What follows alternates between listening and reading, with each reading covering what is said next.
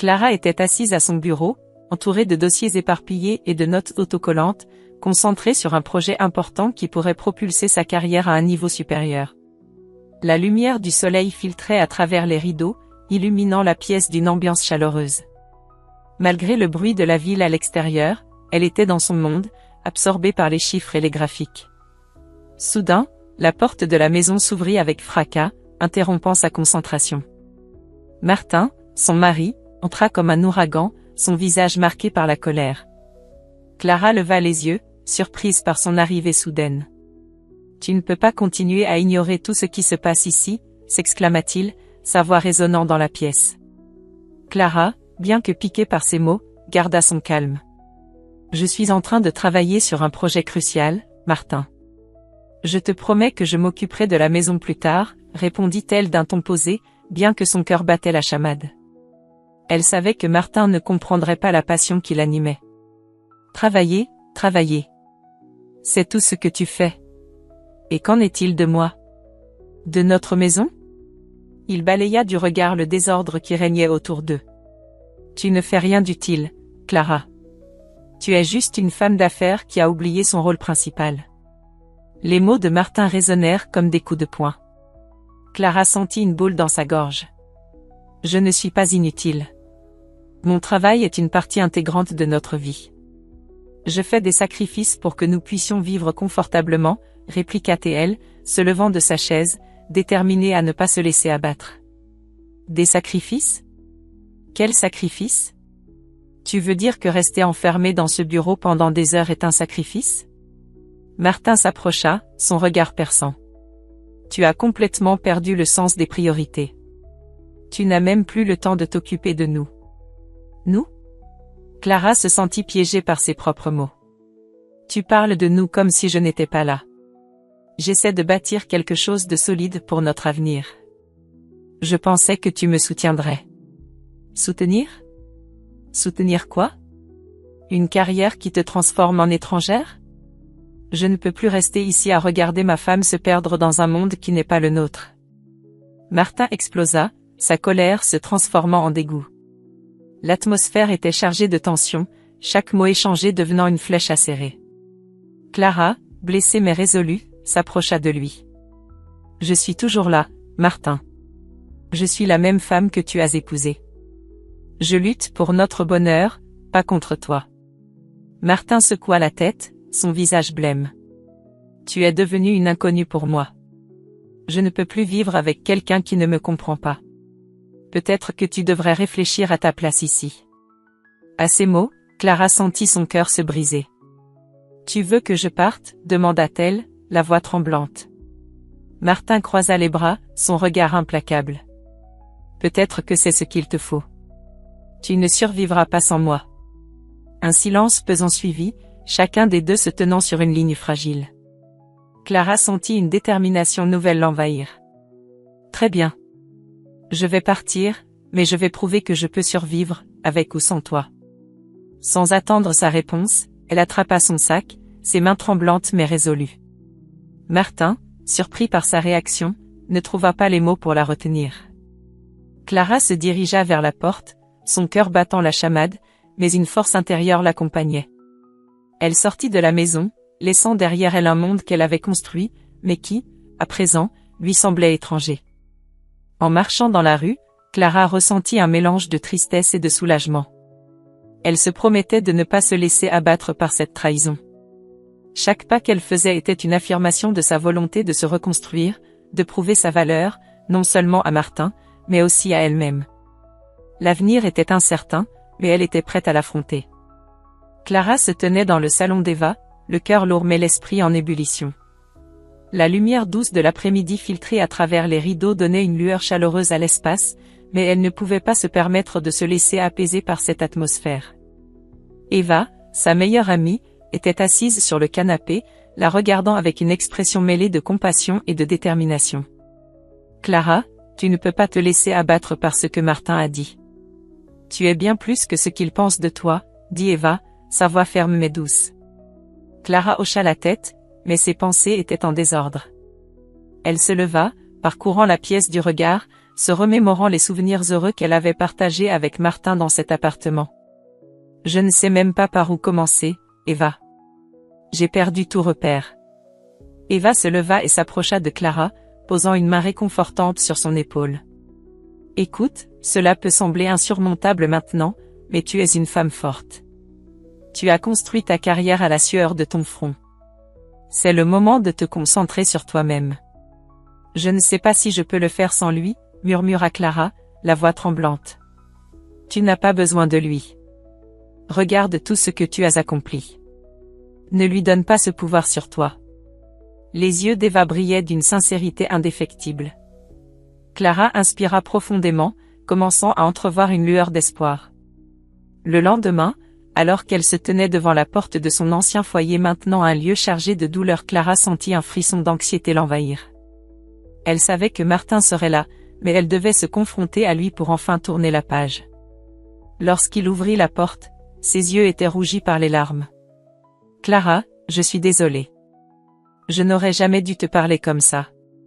Je ne sais pas ce qui m'a pris, balbutia-t-il, sa voix brisée. » Clara le regarda, son cœur se serrant face à la vulnérabilité qu'elle voyait en lui.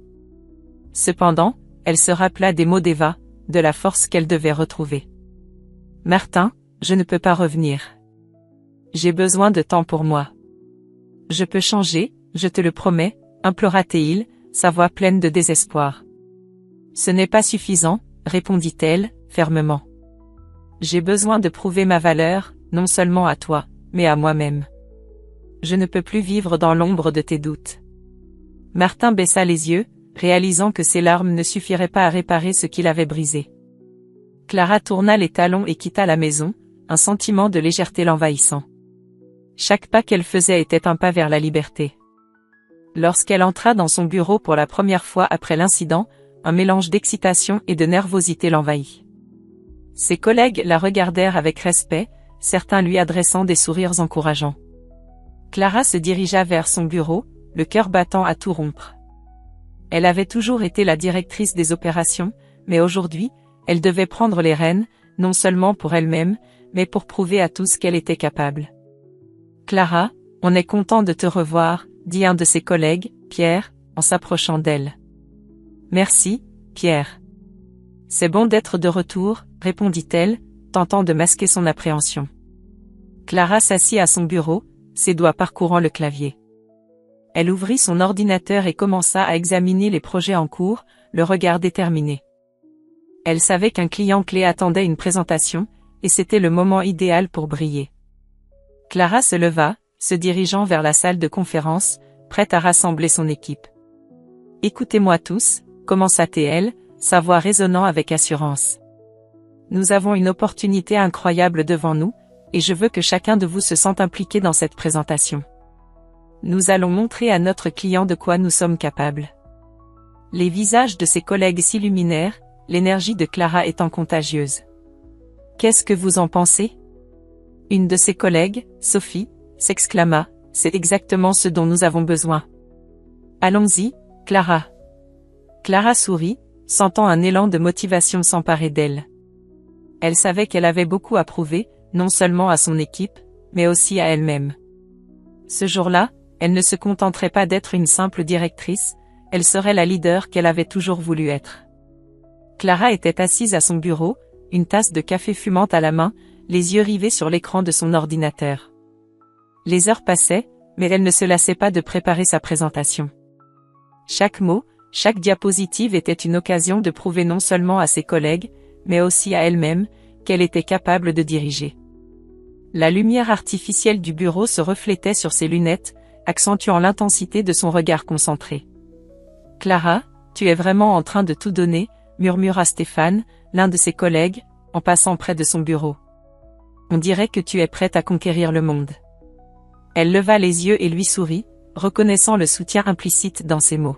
« Merci, Stéphane. C'est maintenant ou jamais. Je ne peux pas laisser passer cette chance. » Alors qu'elle continuait à travailler, Clara sentait une vague de confiance l'envahir. Les doutes qui l'avaient assailli après son départ de la maison de Martin semblaient s'évanouir, remplacés par une détermination nouvelle. Elle se revit, quelques jours plus tôt, dans l'appartement d'Eva, assise sur le canapé, balançant ses jambes nerveusement, tandis qu'Eva lui parlait de la force intérieure qui sommeillait en elle. « Clara, tu as toujours été une battante. Ne l'oublie jamais. Ce que Martin a fait ne définit pas qui tu es, lui avait-elle dit, avec une sincérité qui avait touché Clara au plus profond d'elle-même. À cet instant, Clara comprit que son objectif n'était pas seulement de prouver à Martin qu'elle était une leader. Non, elle voulait surtout prouver à elle-même qu'elle pouvait se relever après cette trahison. Elle se pencha sur son écran, les doigts dansant sur le clavier, rédigeant avec passion les arguments qui feraient la différence lors de sa présentation. Cependant, pendant qu'elle s'immergeait dans son travail, le téléphone vibra sur son bureau. C'était Martin. Pour la énième fois, il tentait de la joindre. Clara le regarda, son cœur battant la chamade.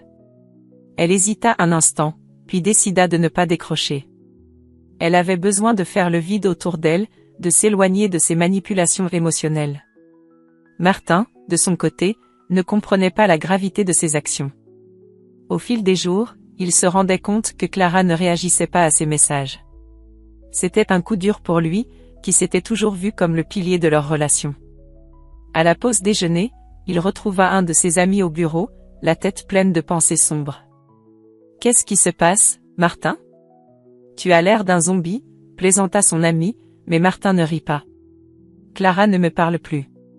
Elle est partie et je ne sais pas comment la ramener, admit-il, sa voix trahissant son désespoir.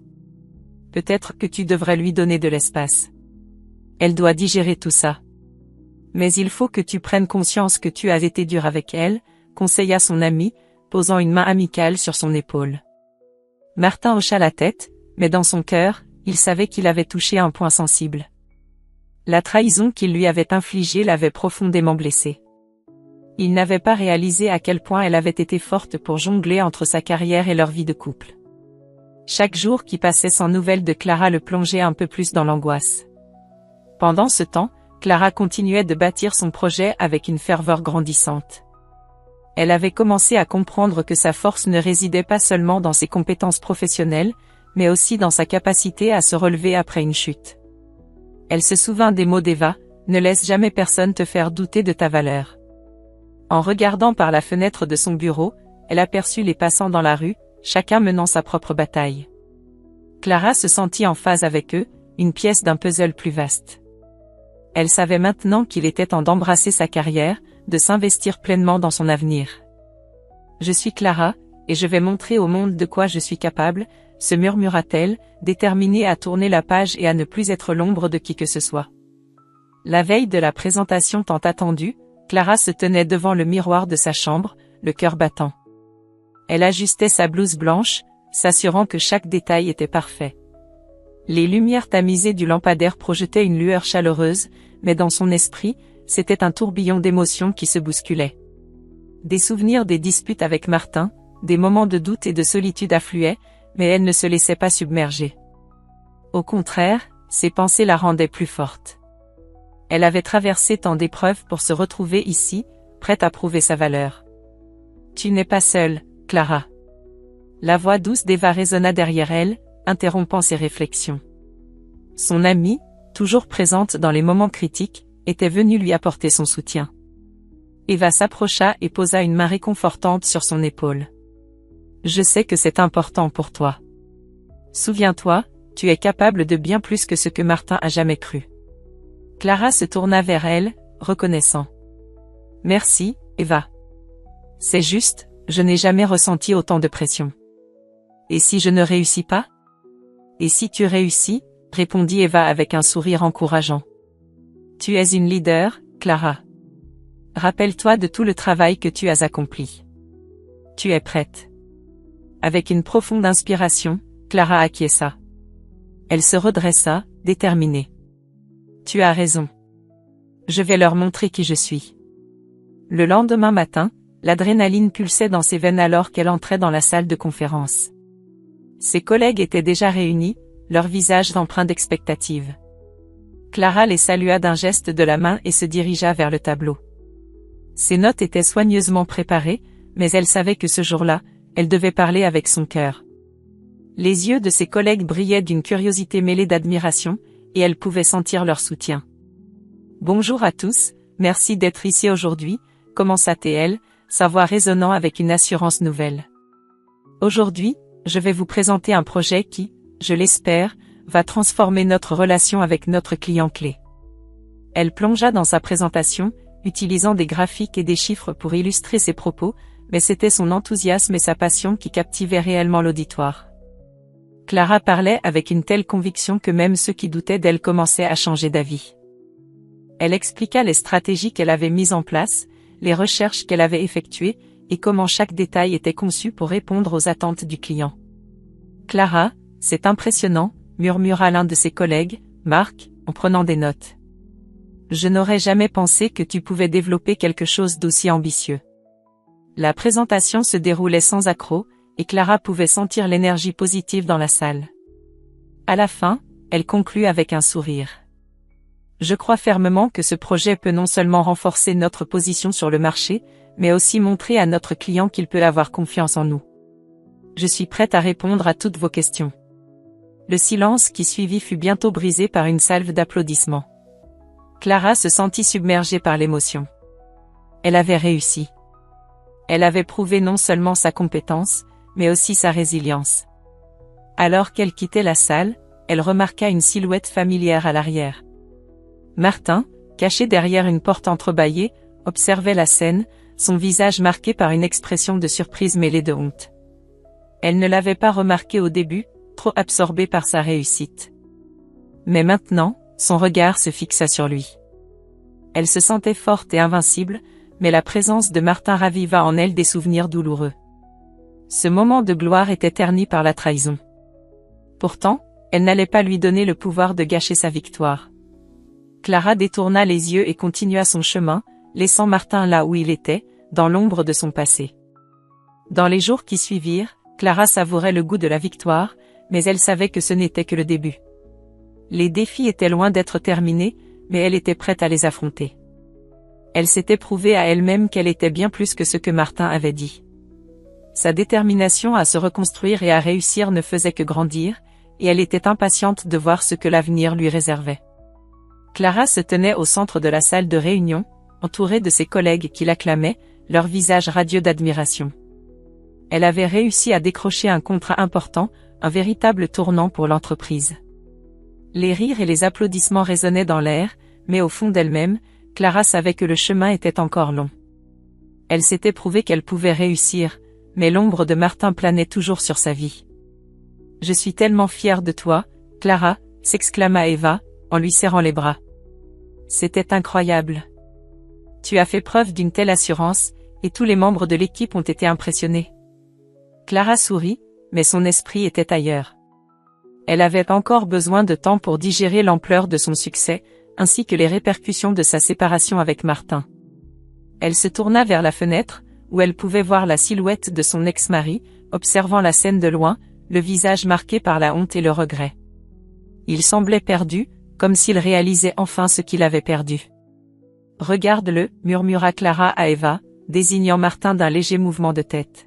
« Il est là, et il semble différent. » « Il a sans doute compris qu'il a fait une erreur, » répondit Eva, son regard se posant sur Martin.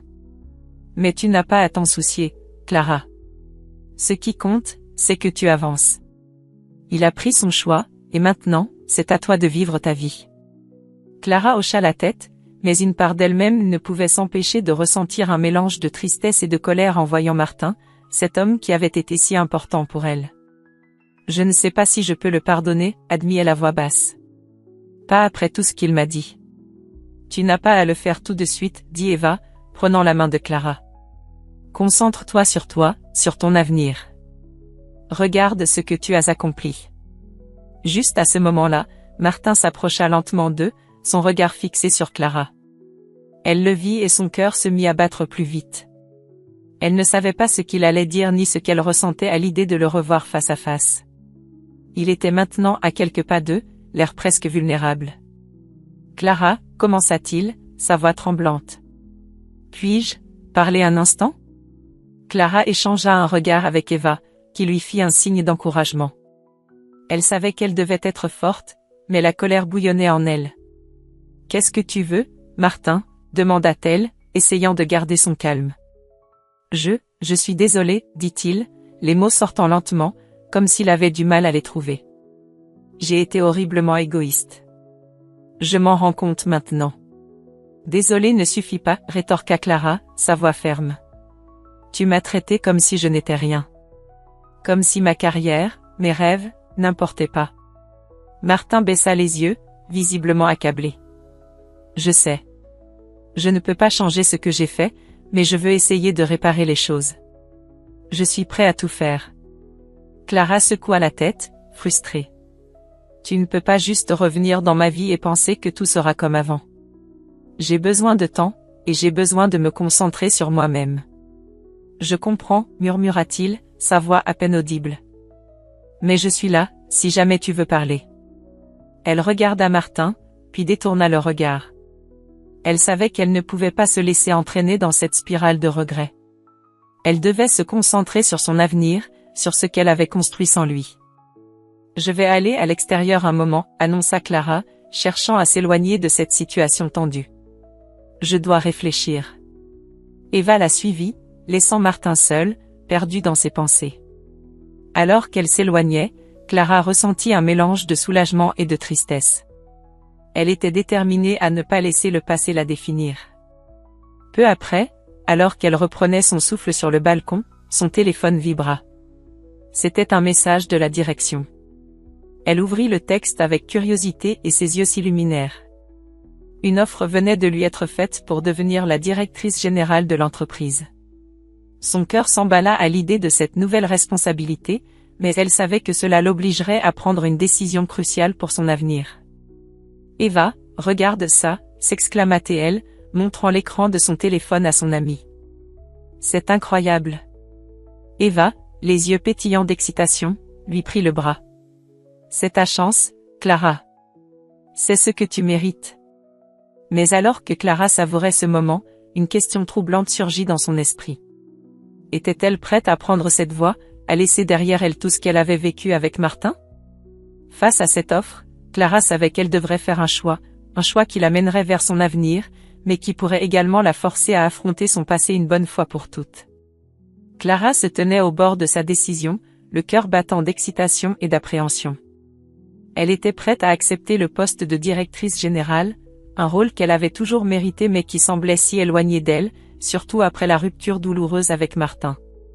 Cependant, alors qu'elle s'apprêtait à signer le contrat, son téléphone vibra soudainement sur le bureau. L'écran affichait un numéro inconnu. Elle hésita un instant, mais la curiosité l'emporta. Clara décrocha. « Clara », dit une voix grave, presque chuchotée. « Je suis désolée de vous déranger, mais vous devez savoir quelque chose au sujet de Martin. » Son cœur s'accéléra. « Qui êtes-vous? Qu'est-ce que vous voulez dire? » Je ne peux pas vous dire qui je suis, mais Martin est dans de beaux draps. Il a mal géré des fonds de l'entreprise. Une enquête est en cours. Les mots résonnaient dans son esprit comme un écho. Clara sentit un froid glacial l'envahir. Martin, celui qui l'avait toujours rabaissé, celui qui lui avait dit qu'elle ne survivrait pas sans lui, était en train de compromettre non seulement sa carrière, mais également son intégrité. Elle remercia la voix anonyme et raccrocha, les mains tremblantes. Une tempête de pensées tourbillonnait dans son esprit. Elle ne pouvait plus rester passive. Elle devait agir. En un rien de temps, Clara se retrouva au siège de l'entreprise, le visage déterminé. La réceptionniste lui lança un regard surpris mais respectueux, reconnaissant la force qui émanait d'elle. Clara se dirigea directement vers le bureau de Martin, le souffle court, mais la colère la propulsait. Elle frappa à sa porte, et sans attendre une réponse, entra. « Clara !» s'exclama Martin, surpris. Il semblait tout sauf à l'aise. « Que fais-tu ici ? » « Je sais ce que tu as fait, Martin, » dit-elle d'une voix ferme. « J'ai reçu des nouvelles concernant la gestion des fonds. Une enquête est en cours. » Le visage de Martin blêmit. « Quoi ? Tu ne peux pas croire ça. C'est une erreur. » « Une erreur, » rétorqua Clara, le regard perçant. « Tu as mis en péril non seulement ta carrière, mais aussi ma réputation. Comment as-tu pu me trahir de cette manière ? » Clara, balbutia-t-il, cherchant des excuses, mais elle n'allait pas le laisser s'en tirer aussi facilement. Tu m'as toujours dit que j'étais inutile, que je ne pouvais pas réussir sans toi. Regarde où cela t'a mené. Elle s'avança, le défiant de la regarder dans les yeux. J'ai pris ma vie en main, et je ne resterai pas silencieuse pendant que tu détruis tout autour de toi. Martin s'affaissa sur sa chaise, le visage marqué par la peur et la honte. Je sais que j'ai fait des erreurs, mais je t'en prie, écoute-moi. Je suis désolé. Désolé? Cela ne suffit plus, Martin. Clara respira profondément, sentant une vague de puissance l'envahir. Je vais dénoncer tes actes. Je ne peux plus rester sous ton emprise. Elle se détourna, laissant Martin abasourdi. Clara savait qu'elle prenait le bon chemin, non seulement pour elle-même, mais aussi pour l'intégrité de l'entreprise. En quittant son bureau, elle sentit un poids se lever de ses épaules. Elle était enfin libre.